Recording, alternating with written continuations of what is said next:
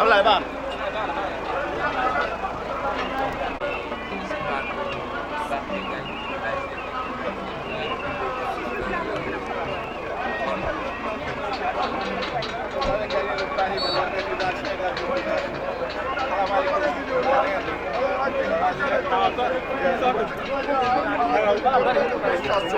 Cheikh Diallo Seck, le président du mouvement Initiative républicaine. Cheikh Diallo Seck, le président à la mairie de Ngourane.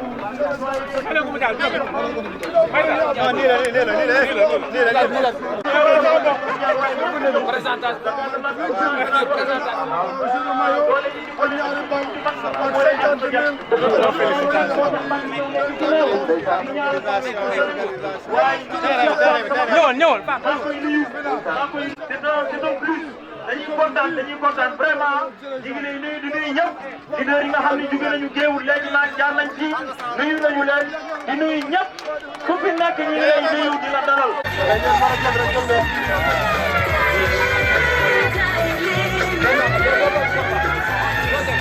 Jàppale ba leen doon ñu ngi encadré arbitre bi waaw ndeysaan bu ñu yéen di jàpp yéen fa de waaye ndeysaan yéen fa nga sàll nag Sénégal gën di ñëw rek su ma ñëw rek ñoo gën a def soxnaam voilà ñoom ñu ngi leen remercier ñëw nañ ak responsabilité waaw le parrain mi ngi noonu di déplacé wu avec une très forte délégation avec des responsables vraiment Service central Saliou Diop. Enchanté monsieur l'inspecteur. Monsieur le maire. Merci beaucoup.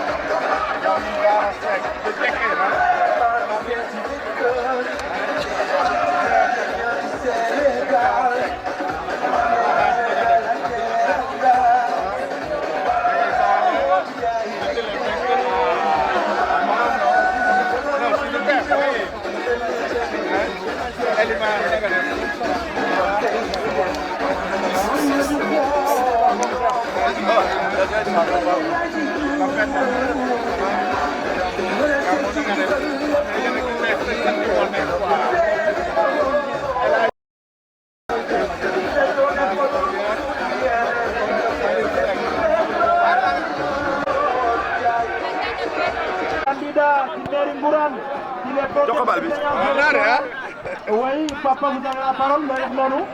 Papa, c'est le salon de Mujongale. C'est le salon de Marifini. Ah, il y a quand même dans le top Tangui. Ah, il y a tout le monde qui est exactement. Mais il y a ça demande de Mounekou. Voilà, il est en l'équipe qui est là. Demain, c'est des ans, ça va faire. Les gens qui ont ramené.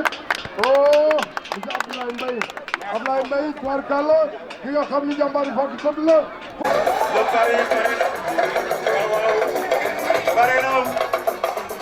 Le candidat de la jeunesse qui nous monsieur Cheikh Diallo moo doon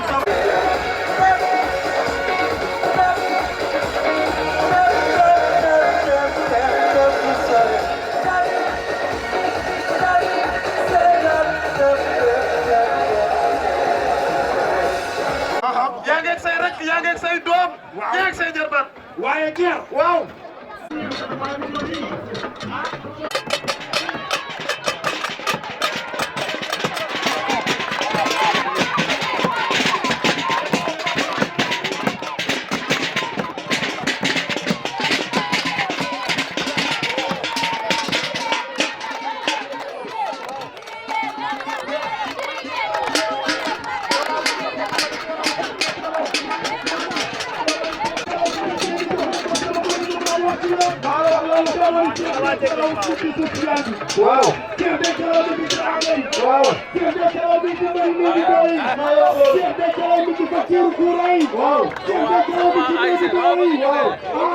xam ne moom mooy Bakhiya ci final bi nga xam ne moom lañ parrainé ki nga xam ne mooy Cheikh Ngourane ci diggante ki nga xam ne mooy Cekkeen ak Loyeen nag moo sol may rouge yi Cekkeen moo sol may orange yi bal bi coup franc la ci coup franc Cekkeen moo am coup franc bi nag mi ngi jege li nga xam ne moom mooy camp Loyeen yi ñu ngi def barrage ci buntu camp Loyeen yi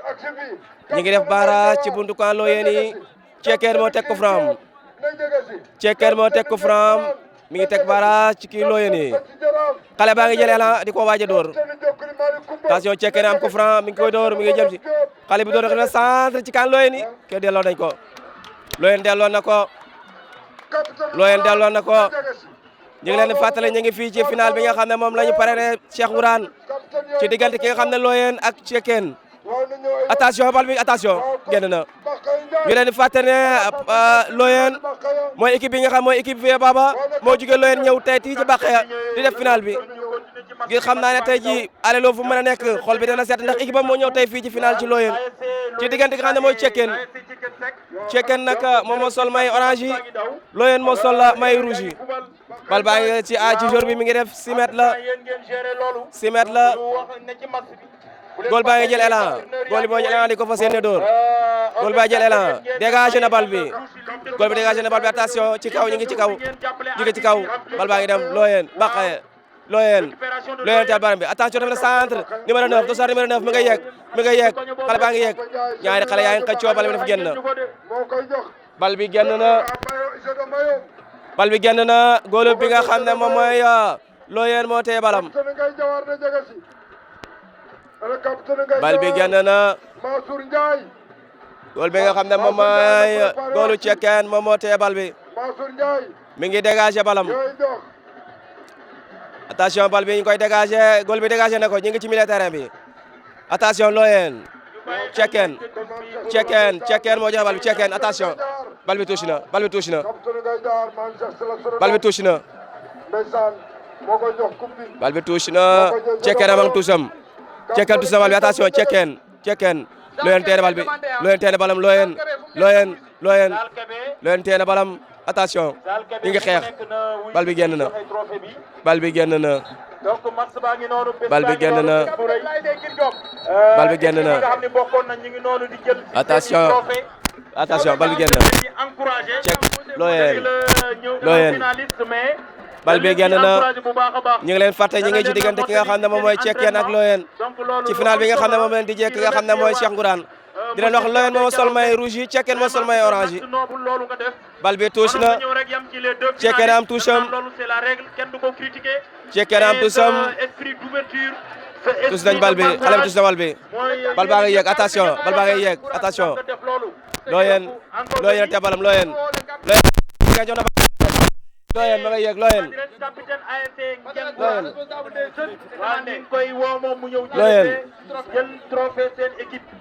attention Loyeen bal bi lu mu tiré bal bi génn na bal bi dem na coup franc bal bi dem na corner bal bi dem na corner arbitre am na lu muy wax arbitre am na lu mu wax arbitre am na lu mu wax corner la ci li nga xam ne mooy camp Cekkeen yi corner ci camp Cekkeen yi Loyeen def na benn changement Loyeen def na benn changement dossard numéro 6 moo dugg kan moo génn Loyeen def na benn changement attention corner la arbitre nee na ngeen xaar arbitre nee na ko xaaral xale bi mi ngi jëlaat fa seen door corner bi centre na ko ci camp Cekkeen yi attention bal yaa ngi jóg delloo na ko dégagé na ko ñu ngi dem bal yaa ngi dem attention passe Loyeen dossard numéro 6 Loyeen Loyen delloo nañ ko Loyen ba léegi moo tee balam Dossane numéro 6 moo tee bal bi ngi xeex def na passe ci li ñàkk na ko passe ba léegi Cekkeen tee balam Cekkeen tee balam capitaine mi ngi yegg Cekkeen def na centre ci kan Loyen yi ñu ngi dem Dossane numéro 9 dem na Cekkeen mooy dem Cekkeen mi ngi dem def na centre ci kan Loyen attention centre mi ngi ci loxo góol bi dem na directement ci loxo ki nga xam ne mooy gardien bi bal bi dem na directement ci loxo ki nga xam ne mooy gardien bi nga xam ne mooy gardien Loyen bi attention bal bi dem na ci loxo ki nga xam ne moom mooy gardien Loyen bi dégagé na ko bal bi jëm na ci kaw yo Cekkeen delloo na ko Cekkeen delloo na bal bi Loyen moo tee balam ba léegi Cekkeen tee balam arbitre coup franc na coup franc bi ki nga xam ne moom mooy Loyen moo ko moom ñaari xale yaa ngi tëdd capitaine Jokkul Fall ñaari xale yaa ngi tëdd waa Jokkul Fall bu fekkee capitaine bi ñëw fekk ñaari xale yaa ngi tëdd un joueur bi nga xam ne bokk na fa wala arbitre bi mi ngi woote arbitre bi mi ngi woote nee na ñëw jël si xale bi ñaari xale yi dañoo gaañu arbitre bi mi woote na nee na ñëw jël si xale yi ñaari xale yi dañoo gaañu kon ñu ngi leen wax ñu ngi fii ci final bi nga xam ne moom la ñu parrainé ki nga xam mooy Cheikh Ngourane ci diggante ki nga xam ne mooy Loyen ak Cekkeen di leen wax 0-0 ñu ngi ci deuxième mi-temps bi ndam demagul ndam dikkagul Barom Diop le capitaine de di leen fàttali ne Loyen moo sol may rouge yi Cekkeen moo sol may orange yi Barom Diop Cekkeen a sol may orange Loyen sol may rouge yi di leen wax ni Loyen moom mooy équipe Vieux Baba ànd ki nga xam mooy Cheikh Ngourane ci wàllu politique bi te équipe am ñëw fii ci Baxee di finalu xale baa ngi yegg Loyen def na passe baaxul Loyen ba léegi moo tee balam passe baaxul dina ko Cekkeen tee na balam xale baa nga yegg Cekkeen def na centre ci kan Loyen attention Cekkeen ma ngay dem xale baa ngay dem door na ko bal bi génn na dem corner arbitre lu mu tiré arbitre nee na ko 6 mètres la arbitre nee na 6 mètres arbitre nee na 6 mètres Loyen mooy door 6 mètres am di leen wax ne ñu ngi ci deuxième mi-temps bi 0-0 partout di leen wax ne final bi nga xam ne moom la ñu parrainé ki nga xam ne mooy Cheikh Ngourane jeunes yi loo xam ne lépp loo xam ne sport la rek parrainé nañ ko ren fii Cheikh Ngourane kon Cheikh Ngourane jeunes yi wàcc na yow dégagé nañu bal bi Loyen dégagé ba attention ña ngay yéeg ñaari xale yaa ngay xeex attention numéro 3 Dossane numéro 3 bal bi génn na Cekkeen moom balam xale bi tuus nañu bal bi ma ngay dem Loyen génne na bal bi xale bi mbëkk na bal Dossane numéro 7 mbëkk na bal bi mu génn Loyen bal bi génn na ci diggante ki nga xam ne mooy Cekkeen ak Loyen ci diggante ki nga xam ne mooy Cekkeen ak Loyen xam ne Cekkeen ak Loyen ñu leen wax 0-0 ñu ngi ci li nga xam ne mooy deuxième mi-temps bi final bi nga xam ne moom la ñu parrainé ki nga xam ne mooy Cheikh de Thialaw ñu parrainé ko li nga xam ne mooy final bi tey ci diggante ki nga xam ne mooy Loyen ak Cekkeen bal bi tuus na xale baa ngi tuus bal bi numéro 3 moo koy tuus Loyen a téye balam ba léegi ci milieu terrain bi def nañ passe Loyen a ngay dem ma ngay dem Loyen a ngay yegg Loyen a ngay dem ma ngay dem Dossane numéro 12 ma ngay dem Loyen ay dem Loyen a ngay yegg attention Loyen a ngay yegg Cekkeen xale ba tee ba arbitre tiré na ko arbitre nee na ko bàyyil ki nga jàpp fii xeen fi xeex arbitre jox na ko carton nee na ko fii du lamb arbitre nee na ko fii du lamb kenn du fi bëre arbitre nee na ko fii lamb la kii kenn du fi bëre ci diggante ki nga xam ne mooy Cekkeen ak Loyen Cekkeen am na coup franc Cekkeen am coup franc mi ngi jëlee attention def na passe ma nga yegg sa Cekkeen mooy balam nangu nañ ko xale bi jëlee na ko fi xale bu Loyen bi jëlee na ko ma nga yegg Loyen ay dem xale ba ngay dem coup franc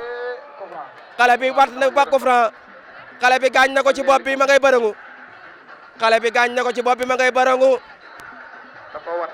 bi Cekkeen bi lan lay def nii gaañ na ko nekk buy Loyen gi ma ngay bërëngu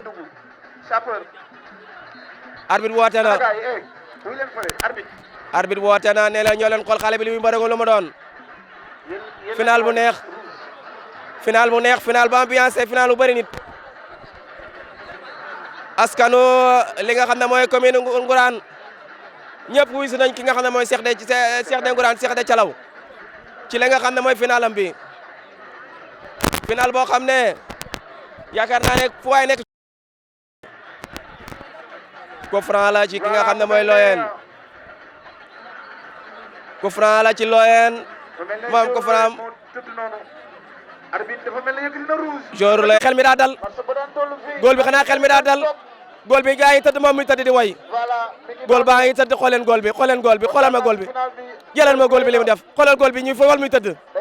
ay waa kii xel mi dal na waay góol bi moo dalum xel waay mat coup franc bi nag passé na li nga xam ne moom mooy milieu terrain bi arbitre baa ngi defar barrage bi ne ñëw leen taxawee nii arbitre nee na leen kaay leen taxawee nii ñi ngi barrage xale bi teg na bal bi xale bi cekkeen bi teg na bal bi war a jël élan kabar wuti li nga xam ne moom mooy ka li nga xam ne mooy Loyenne yi mi ngi gestu di xool di wax ak bi attention ma nga jël élan door na ko défenseur bi dal si nañ ko attention door dégagé war nañ bal bi defar nañ passe attention dal nañ passe Loyenne ñi nga def bal bi Loyenne xale yaa ngi dem stade numéro 15 Loyenne mooy dem ba léegi lu tiré corner la arbitre tiré macha Allah Loyenne football rafet def na tic tac Loyenne def na tic tac football rafet attention lu mu wax arbitre bi nee na ko tegal bal bi corner la tegal bal bi nga door ko le parrain du jour mooy monsieur Cheikh de Thialaw. waaw. primé wu rek les deux finalistes. effectivement ni bépp ASC bokkoon ci compétition bi. dinaa la primé. kenn dootul mën a toog day mel ni ku daanu rab rek. dëgg la. te bisu tey bii. nee naa appel la ci waa Ngourane. nee na concentré wu leen.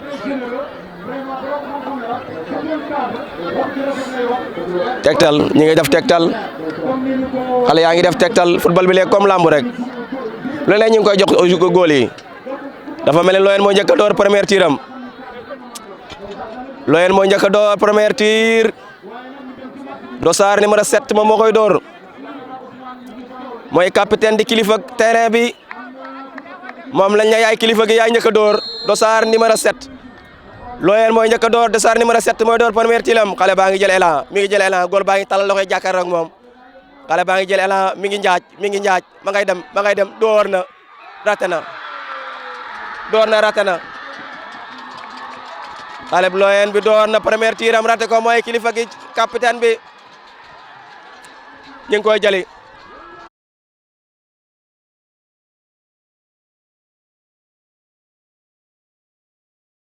naan ko seet di courage Loyenne moo njëkk a door première tiram raté première tiram Cekkeen mooy door première tiram Dossard numéro 5 moo koy door xale baa ngi maasale xale baa ngi toog di maasale xale baa ngi toog di jal di maasale loolu mooy footballu meew jal bal bi maasale xale baa ngi koy def teg na bal bi Dossard numéro 5 bu Cekkeen teg na bal bi mi ngi njaaj jëm ci ginnaaw mi nga arrière ma nga jël élan Dossard numéro 5 mi ngi jël élan Cekkeen mooy door première tiram Dossard numéro 5 xale baa ngay dem ma ngay dem door na dugal na Cekkeen doon na première tir dugal première tiram Dossard numéro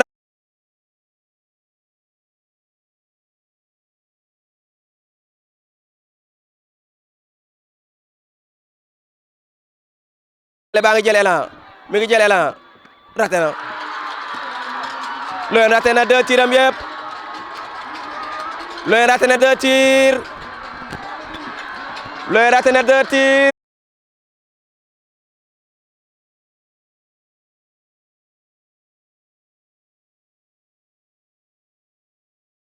door deuxième tiram raté ko Cekkeen mooy door deuxième tiram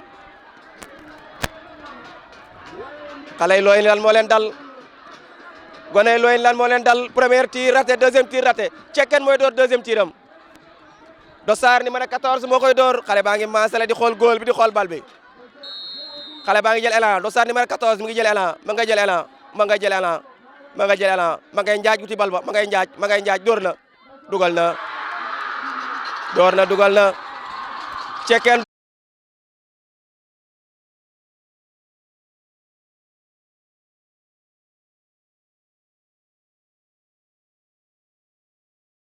Cekkeen door na deuxième tiram dugal deuxième tiram Cekkeen door na deuxième tir xale bi nee na ko match bi jeex na yéen a ngeen naagu te ku naagu daanu de Lossar numéro 16 ma ngay door jàllee la raté na troisième tiram Loyen mi lan moo leen dal gagné nañ leen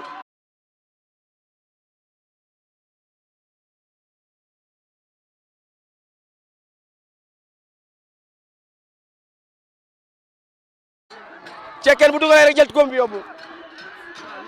Cekkeen bu dugalee jël coupe bi yóbbu Cekkeen bu dugalee jël coupe bi yóbbu Lossar numéro 8 mooy door xale bi teg na bal bi njaaj wuti li nga xam ne mooy góol bi Cekkeen ma ngay door Cekkeen ma nga dugal na match bi jeex na match bi jeex na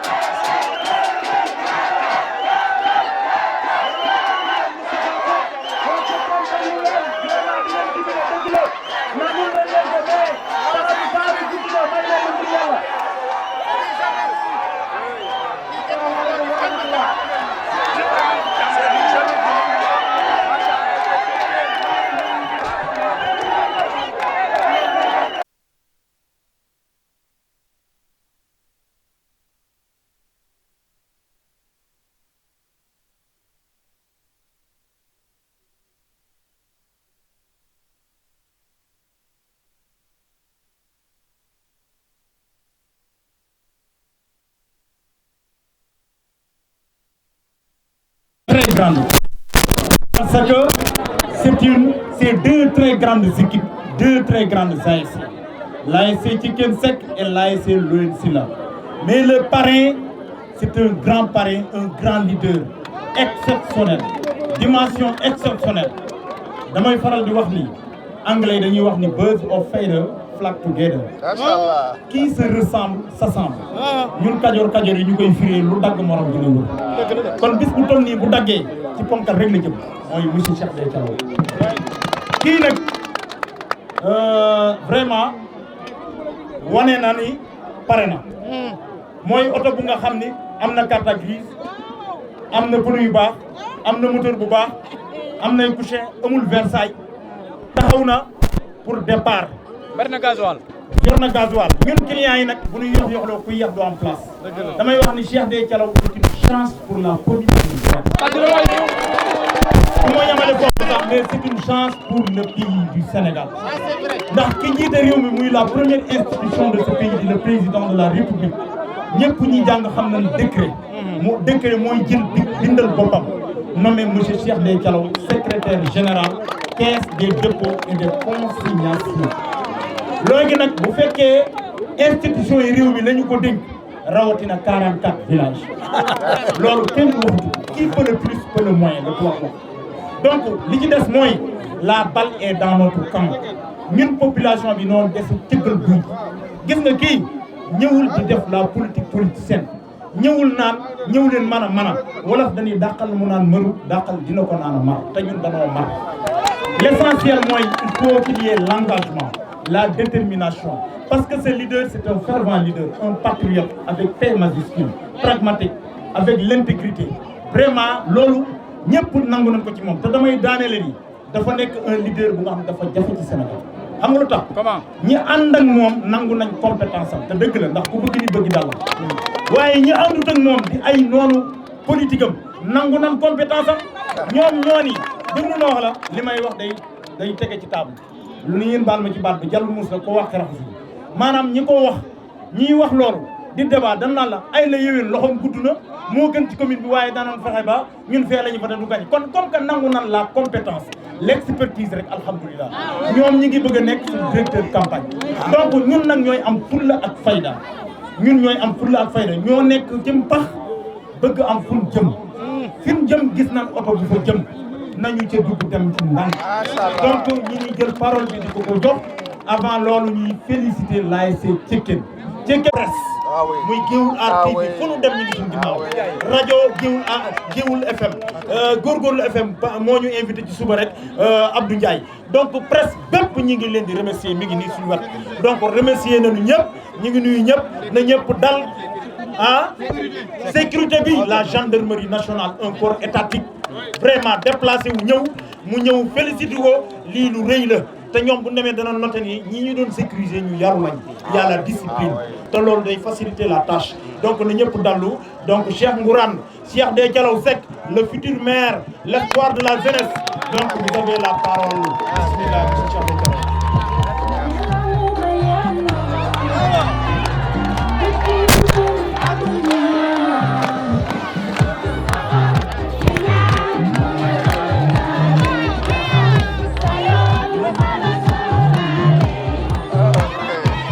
Cheikh Dey Dialaw la ñu àndal de ak moog ragal de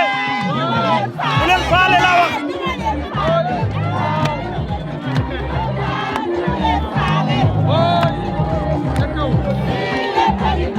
lépp tolloo na kay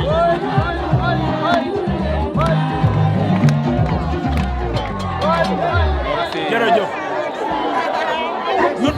dégloo s'il vous plaît s'il vous plaît ñu terminer en asalaamaaleykum wa rahmatullah asalaamaaleykum wa rahmatullah waaleykum salaam. asalaamaaleykum wa rahmatullah waaleykum salaam.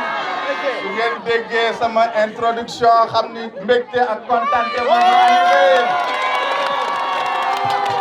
parce que nag dama tànn jeunesse bi tànn ma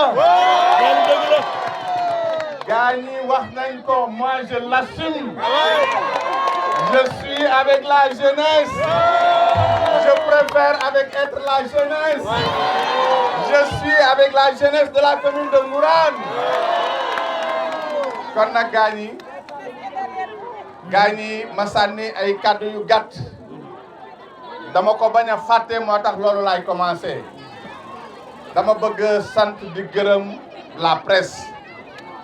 presse bi nekk ci suñu arrondissement nekk suñu département bu ngeen ko seetloo ay yoon a ngi nii lu may manifester du ma génn presse dëkkandoo yi fi nekk muy Géoul Art di rajo góorgóorlu di Géoul TV ak ñooñu loolu nag man mooy sama ngëm-ngëm dama naan koom-koomu commune bi na resté ci commune bi koom-koomu département bi na resté ci département bi koom-koomu Sénégal na resté ci Sénégal maa ngi nuyu chef de village bi sama nijaay ndax wax nañ ko Bakhaye nag buñ ko doon séddale damay jël sama wàll bu ma waxee Bakhaye Ndiaye Bakhaye Dia ak Pakhi laa ci tuddaale di nuyu imam yi ci ñetti dëkk yooyu yëpp dama bañ a lim di nuyu tamit kilifa yi ci nekk ndax dëkk yooyu yëpp ay kilifa yi diine yu mag ñoo fi nekk ñu ngi leen di ziar di leen tàllal suñu loxo di sàkku ci ñoom ñaan maa ngi nuyu nag vraiment toute la jeunesse de la commune de Ngourane di leen féliciter di leen tatagal ci yar bi ci maturité bi ci engagement bi sama rakk Pape Gueye wax na ko léegi service d'ordre bi jàmbaar lañ lool ñu ngi leen di féliciter waxoon naa leen seen félicitation léegi jiite ci di suñu commandant Aw ci taxawaay bi rafet bi waaye gis nañu ni wax dëgg yàlla commune bu neex a accompagner ci seeni manifestation la kon commune bi awma seen fay na leen wóor ni maa ngi seen ginnaaw ci seen kanam ànd nag ngeen lang comme ni ñu ko président Macky Sall santé bu leen ma yërëm bu leen ma ñeeblu lu ngeen soxla ci man maa ngi seen ginnaaw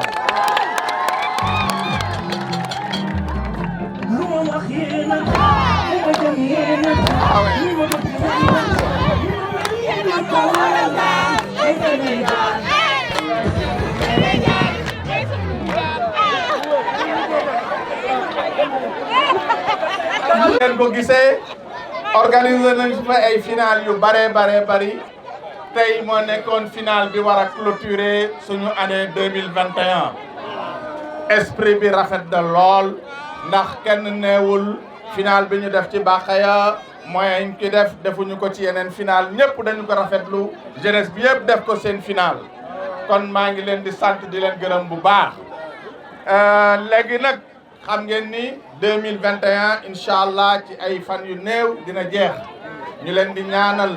ñu dugg ci 2022 ci jàmm yàlla defal ñu atum naataange atum changement 2022 nekk année bu bees bu am maire bu bees ñu nekk maire bi ngeen choisir maire bi bëgg a ànd ak yéen développer seen commune maire bi bëgg a gunge xale yi maire bi bëgg a gunge jigéen ñi maire bi bëgg a gunge borom kër ñi ak mag ñi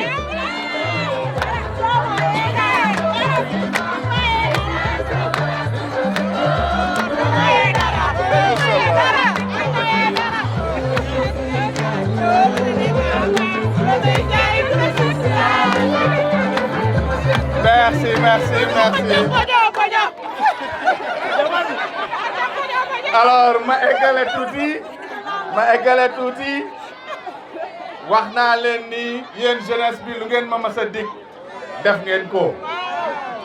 am na ñu ma fiire sax naan ma xale yi rek la àndal maa tey mais man tamit yaakaar naa ni ba fi ñu tollu lu ma leen dig def naa ko te yaakaar naa ni lii tàmbali la rek waaye kuy def lii te ne koo maire bu nekkee maire nu muy mel pour yéen kon nag na ngeen xam ni incha allah li ci kanam di ñu xaar moo gën a neex pour l'épanouissement de la jeunesse moo gën a neex aussi pour le développement et l'émergence de notre commune incha allah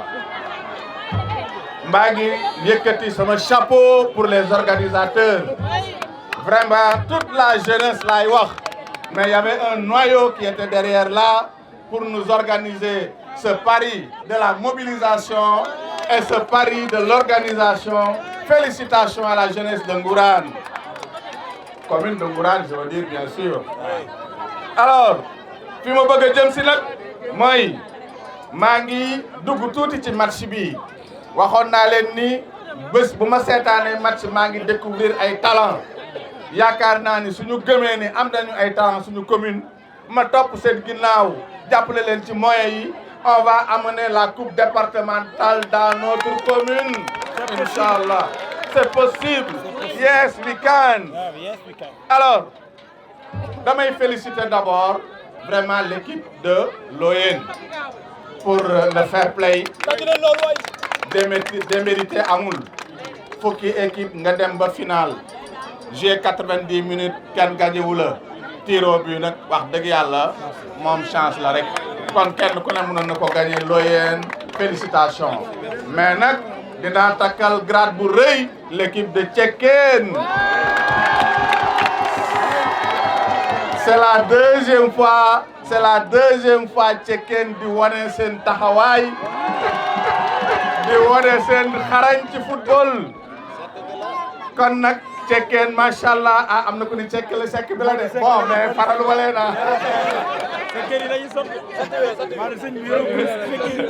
alors léegi nag kon waa Tchekeen ñu ngi leen di féliciter bu baax a baax di waxit ni incha allah jàpp leen bu baax ci liggéey bi waxtaan leen ak mag ñi wax dëgg yàlla xar kanamu commune bi dafa war a soppeeku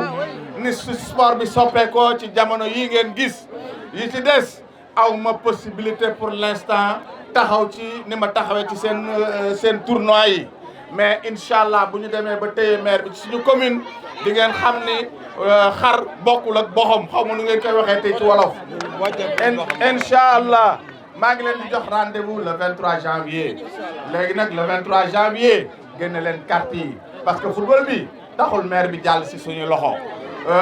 manifestation yu neex yi taxul maire bi jàll ci suñu loxo luy jot nag taxaw leen waxtaan ak seen parents yi waxtaan ak seen bàjjen yi waxtaan ak seen nijaay yi ñu liggéey suñu liggéey dem ci élection bi élection yi tamit dinaa fa taxaw tuuti na ngeen dal na ngeen woote jàmm bu kenn xeex bu kenn xuloo bu kenn daggasante